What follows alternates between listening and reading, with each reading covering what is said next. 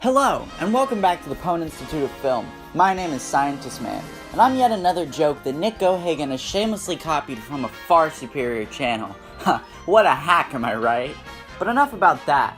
We're here to talk about the Academy Awards. That's right, there's been a lot of controversy with the Academy this year, which is desperately trying to cut down on the length of their show without pissing off the Hollywood elite. Aside from that, we've got 8 very special nominees for this year's Best Picture award. Let's take a look, shall we? First off, we have Vice, a very slow, methodical, and boring film by Adam McKay, a director best known for his classic movie Talladega Nights, The Ballad of Ricky Bobby. Christian Bale stars as a cartoon Disney villain who secretly runs the entire American government behind George Bush's back without anybody noticing. It's not a very good film, but what else would you expect from the executive producer of Holmes & Watson?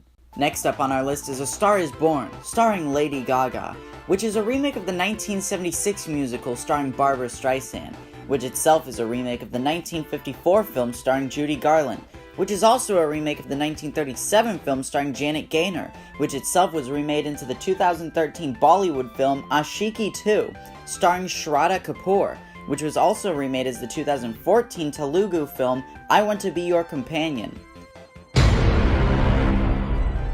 A little known fact about this film is it was almost remade by Clint Eastwood starring Beyonce and Will Smith.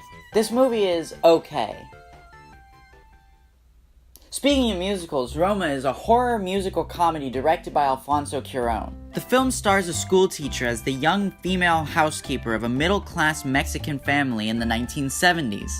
I can't even pretend to dislike this film. Roma is a film whose breakneck pace and exciting action sequences are sure to wow fans of other Netflix originals such as Bird Box, Kissing Booth, and Ridiculous 6. From the director of Movie 43, Hall Pass, and The Heartbreak Kid comes Green Book, a hilarious film about an unlikely duo who embark on a wacky road trip. Doc is the clean, mannered, and fancy one, and Tony is his slobbish, close-minded, and uneducated chauffeur/bodyguard. Ho ho! The moral of the story is that racism is bad. How original! We also have Black Klansman, a wacky black comedy directed by the night bus driver from Prisoner of Azkaban. Kylo Ren teams up with a mushroom to investigate a bunch of rednecks who are suspected of doing rednecky things. The plot twist is that Woodrow Wilson was a racist. You know, Black Klansman was pretty good.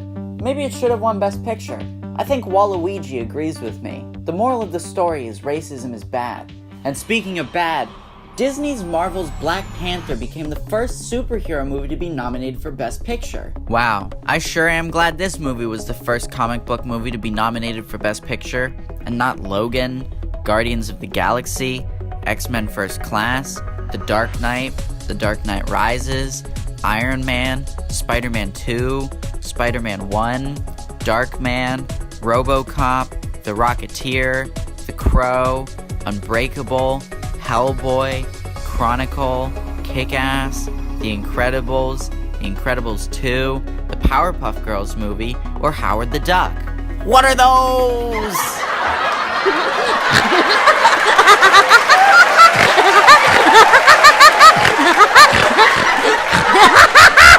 The moral of the story is racism is bad. Now on to my favorite film of the year. From the director of Jordan Peele's Get Out comes The Favorite, a fantastic film about 2 women competing for political and sexual control over Queen Anne, one of the most misjudged characters in all of history. The British aristocracy laugh, eat, race ducks, throw tomatoes at a naked fat man, and discuss the political and socio-economic impact of the war with France and its tax implications for the people of England. Wow, what a knee slapper. We only have one nominee left on our Best Picture list, and that would be Bohemian Rhapsody, a film which won 4 Academy Awards. Do you get it? That's the punchline. Wow, with all the excellent films that came out this year, I'm sure glad it came down to these 8. You know, there were 9 films nominated last year. So why wasn't Beale Street nominated? Or 8th Grade? Or You Were Never Really Here? Or Hereditary? Or Suspiria? Or Museo? You know, I even heard a guy on the internet say that Mission Impossible Fallout should have been nominated. Well, if that's the case, why not nominate Into the Spider-Verse? That was pretty good. What about Leave No Trace? Or Mid-90s? Or Isle of Dogs? or The Ballad of Buster Scruggs, or Apostle, or Imagination Land.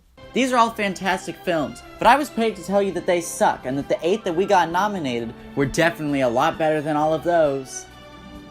Yeah, no, the segment's not funny, I agree. No, this joke doesn't work either, that's completely true. You know what? I don't even care anymore, actually. Honestly, the Academy Awards is a joke at this point. They gave Best Editing to Bohemian Rhapsody? Are they even trying? I don't know, man. It's not even worth it. Join us next time when we talk about something else that I don't understand, you don't understand, and in the end, probably isn't worth all the tears. Bye!